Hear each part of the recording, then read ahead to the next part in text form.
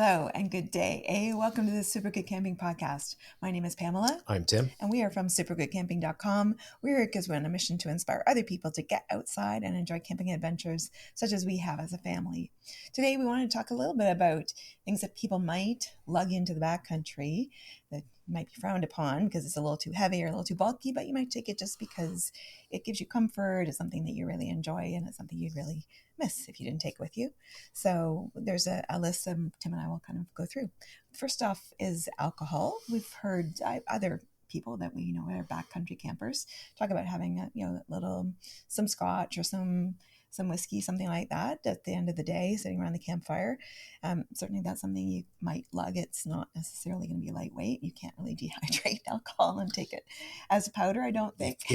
If that was a doable thing, we can make a lot of money. I would own the patent on that. Yeah, absolutely.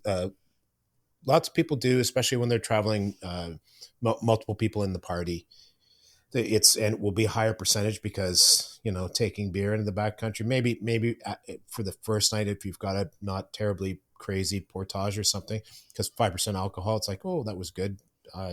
What was the point of that? I know that there's a bit of a hiking convention, might be the wrong term, but when people hike and they do mountain hiking, when they reach the peak, there's a cheers deal with the beer. You lug a heavy because that's hiking, man. You're carrying that thing the whole way.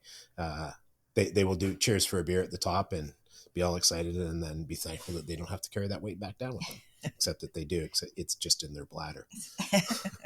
Lightweight chair or stool. That's a fairly new one. I want to say maybe three summers ago that Thomas and I got the tiny little chairs. Yeah, I'm not adverse to sitting on a pre-made bench or finding a stump that's been worn by other people's butts, so it's nice and smooth. Sometimes you just can't find that, or we've spoken to a number of people who swear by spend the money, get the good chair at the end of the day, especially after a lot of paddling and a lot of portaging and doing that sort of backcountry thing. Or, the ultralight hikers, even still, some of them will carry it because, sore back, sore butt at the end of the day. Plunk it down. We're good. Sitting on a rock, not fun. Rocks are definitely not fun. Pillow. So you might take a pillow, especially if your sleep is a little dicey. Sometimes you want to get a good night's sleep, so you've got the energy for the paddling or the hiking or whatever the next day. So you might want to take pillow. We have a couple of really compressible mech pillows. Yep, they're foam. I think ours are the medium ones. For me, if I didn't have a pillow, we've done the stuff your clothes in a sack and use that as a pillow.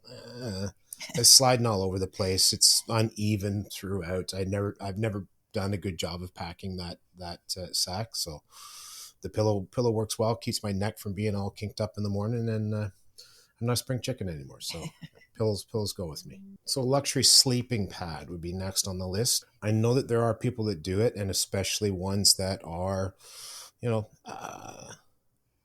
a little less of their own padding. So, you're sleeping on, it's not always a flat spot. There's going to be roots, rocks. Rocks go poorly for the bottom of your tent, just saying. That sort of deal. So, yeah, I don't think I'd be adverse to it. I've got I don't know what that one was that you got me. Thermarest. It's a Thermarest. Yeah. Don't know which model, though. So it puffs up nice and thick, but it is definitely bulkier, etc. So it's kind of squeaky, I think. It's very squeaky. So it's not my favorite one to take out, but I might be inclined to. There might be, if I knew sort of what the terrain we were getting into and was going to be less favorable for a thinner pad, I might just take it and deal with the squeak.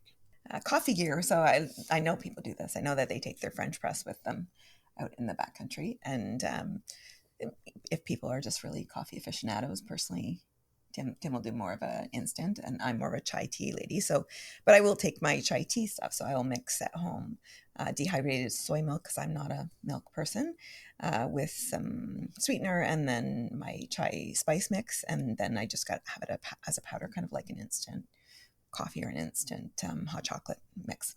Yeah, I'm an instant guy, but lots of people do like cowboy coffee, French presses. It's coffee's a thing for the backcountry people, and all the more power to them. I'm good with just mixing mine up in a cup. Books or e-readers. I often take both. Guaranteed to take my e-reader with me because it's super light and has a bunch of books in it. But if I'm working on a, Adam Schultz's latest book or a Kevin Callan or whatever, if I'm on that and it's going to fit my mood while I'm out there, I'll take it with me. Yeah. Portable solar charger, just that's something that we almost always will take, just because devices need charging. Yeah, it would depend on your length of trip. You might get away with a power bank. It also depends on how many devices how much we'll get into cameras and stuff. But you got your phone, you've got your Garmin InReach or Zoleo or what have you. They're going to need charging, and solar's a good way to do it. So. And specialty food items, or like those big steaks for that first night when you get there. So those are going to be heavy, but it's worth it for at least that first dinner. Yeah, I just watched, man, I forget the name of the channel now. It's a mountain bike channel. A gentleman shot us an email talking about one of our previous episodes, and I went and checked his out, and they did a 7-day trip. 1, 2, 3, 4, 5 of them did a 7-day trip with 2 barrels full of fresh food, 120 pounds of fresh food, and double carries on every portage. And not short portages. Not short portages, but man, I got to tell you, their meals look pretty awesome at the end of every day. So, win there. Yeah. Camera gear. So I have I know Pelican is a brand name, but I call it a Pelican case, a safe, a hard case for our gears. I carry a 4 action cameras, a point and shoot, couple of power banks in there. We've got a microphone array. We carry wackish stuff, plus batteries for all of it, plus the charger bases, plus the solar charger, as mentioned, and a whack of cables. Not light, and I know I very seldom, literally never, publish any of our stuff, but I have a boatload of memories on a 2 terabyte hard drive that I occasionally pull out and watch and remember trips and stuff like that. So yeah, I'm okay with it. And if you are a YouTuber or you're an Instagram person, then you might need all that equipment for your channel. Yeah, absolutely. Although there are people who do very stripped back. Camper Christina uses her iPhone. Yeah. That's it. That's the entirety of her gear, that's stunning. That's amazing. But you also end up getting into tripods and selfie sticks and stuff like that. So it can very quickly get out of control with how much stuff you're taking with you. Just saying. You might want some special shoes for when you're sitting around in camp. So some Crocs or some sandals or some even insulated booties to keep your feet warm, especially if it's cooler weather.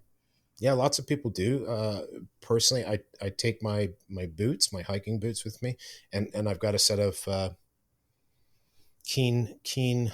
I think they're actually classified as canoe sandals, or they might be hiking sandals.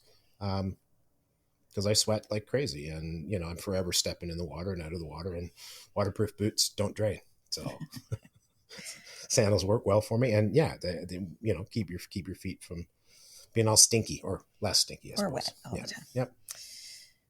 And lantern, something like it might be a heavier lantern that you're taking. We don't. We take the Lucy lights. Yeah, we have lanterns. We take them front country camping with us. We have a couple, I think. We have a Coleman battery operated one. But yeah, really heavy because it is. It's like 10 big batteries. But it lasts forever, and it can be bright enough to have 4 people sitting around playing a game of Monopoly. So not a big issue. But the Lucy lights, they collapse. They're solar, rechargeable. Light. They have plenty of light for most of the things you're doing. And worst case, yeah, you've got your headlamp to do. So. Musical instruments. So you might want to take a ukulele, a harmonica, a guitar in the backcountry. Tim has informed me we're not allowed to take any kind of amplified music. Correct. Ontario parks, I can't even speak for national parks, although I would make the assumption it's a similar deal. But yes, Ontario parks, you cannot have amplified music. Doesn't matter if it's coming out of your phone. Doesn't matter if it's a Bluetooth speaker. I'm looking at mine across the way there. None of it. I can't say that I've never heard it because I have. I can't say that I'm not guilty of very low level tragically the summer after Gord passed away, I was feeling very sad for losing a Canadian icon. So we played a little bit of Three Pistols. Tom Thompson came paddling past. It felt like the right song to be playing. Just saying. Extra layers or extra clothing. They do get bulky and they tend to be heavy unless you spent a ridiculous amount of money on, something with a special fleece layer and Gore-Tex and who knows what else. Yeah, you know what? You're outdoors all the time when you're camping. Certainly backcountry camping. That's one that I would probably be inclined to take because, what if you got wet weather and you've got no wood, so you're not, or you've got no dry wood, so you're not, you don't have a fire, you're wet, you get into your sleeping bag, now your sleeping bag's wet, so you're kind of screwed, right? I would certainly take something with me. Extra cooking things. So especially for the gourmet cooking aficionados, you might want some spice kits, some frying pans, even some gourmet cooking tools like a grater. Yes, cinnamon for your chai tea or whatever, right? Yeah. I have heard of people who take like a cast iron fry pan. I've never personally taken one in the backcountry. I have front country. I have found them in the backcountry though. So they've only made the trip one way. Yeah, people were like, yeah, that's way too heavy. What, of course, what was I thinking? Yeah, or I'm a dick. Luxury tent or tarp setups. I don't know. I mean, I suppose you could take a bigger one. As I become more senior, I'm less inclined to try to get dressed on my knees because the roof is a low dome and stuff like that. So we've got a little more space in the new tent, a little more height in the new tent. I think that's as far as I would go. If it was a luxury item, backcountry, especially if we're spring camping, I would take like a no bug zone sort of thing, like a mesh with a tarp roof on it. Yep, that's I vote for that. Yes, I'm sure you do. A notebook or journal. We talked about that in our gift episode about taking a journal, something to document your travels or document your adversity that you ran into. Yeah.